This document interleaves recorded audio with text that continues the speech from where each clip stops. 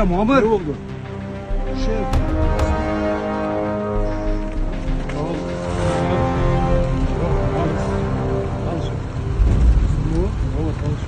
Jak krampon? Jangan. Jangan.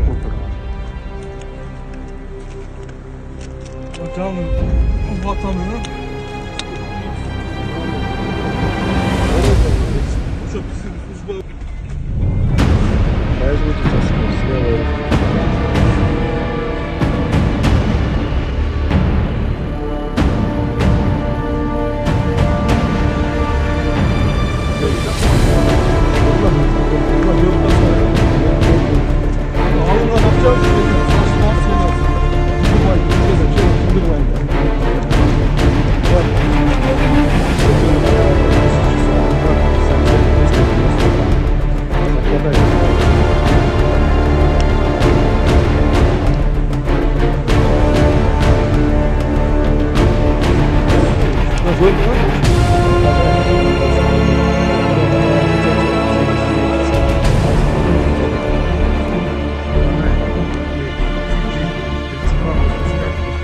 Gördün mü?